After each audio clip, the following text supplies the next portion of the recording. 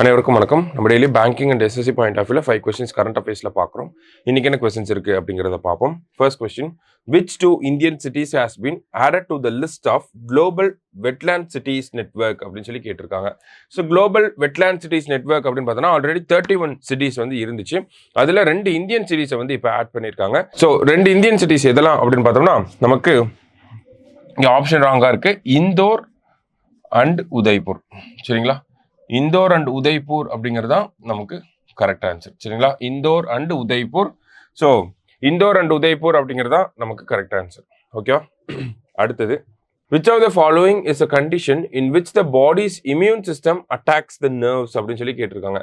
So நம்மளோட பாடியோட own immune சிஸ்டமே நம்மளோட நர்வஸ் சிஸ்டம் வந்து அட்டாக் பண்ணும் இந்த டைப் ஆஃப் சிண்ட்ரோம்ல. ஸோ அது என்ன டைப் ஆஃப் சிண்ட்ரோம் அப்படின்னா கில்லியன் பேர் சிண்ட்ரோம் அப்படின்னு சொல்றாங்க, ஜிபிஎஸ். ஓகேவா, இந்தியாவில் ரீசெண்டாக இது ஒரு கிளஸ்டராக வந்திருக்கு இந்த சிண்ட்ரோம் அப்படிங்கிறது. பூனே அந்த ரீஜனில் வந்து நிறைய பேர் அஃபெக்ட் ஆயிருக்காங்க. ஸோ அந்த ஒரு பேசிஸில் தான் நம்ம பார்க்குறோம். கில்லியன் பேர் சிண்ட்ரோம் நம்மளோட பாடியோட ஓன் இம்யூன் சிஸ்டம் நம்மளோட நர்வஸ் சிஸ்டமாக அட்டாக் பண்ணும். அடுத்தது, head of ISRO liquid propulsion centre அப்படின்னு சொல்லி கேட்டிருக்காங்க. ஸோ இஸ்ரோவோட லிக்விட் ப்ரொபல்ஷன் சென்டர் இதோட ஹெட் யார் அப்படின்னு பார்த்தோம்னா எம் மோகன். சரிங்களா, நாராயணன் அவர்கள் வந்து இப்போ இஸ்ரோவோட சேர்பர்சனாக இருக்காங்க.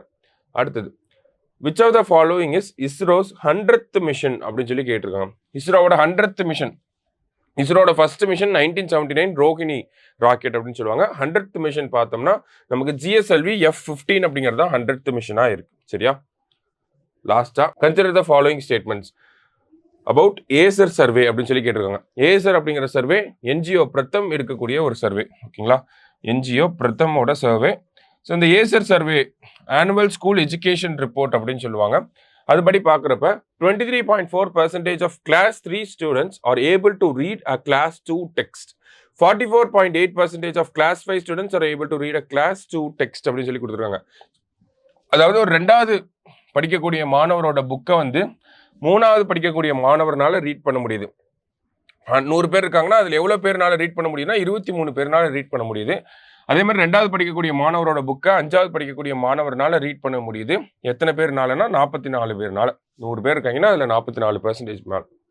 சரிங்களா, ஸோ அதான் ரெண்டுமே கரெக்டான ஸ்டேட்மெண்ட் தான். இந்த லெவல்ஸ் அப்படிங்கிறது இந்த பெர்சன்டேஜ் அப்படிங்கிறது கோவிட் டைம்ஸில் ரொம்ப கம்மியாக இருக்கும். இப்போ மறுபடியும் இது இன்க்ரீஸ் ஆக ஆரம்பிச்சிருக்கு. அதை தான் கொடுத்துருக்காங்க. ஸோ போத் கரெக்ட் அப்படிங்கிறது தான் நமக்கு கரெக்ட் ஆன்சர். தேங்க்யூ.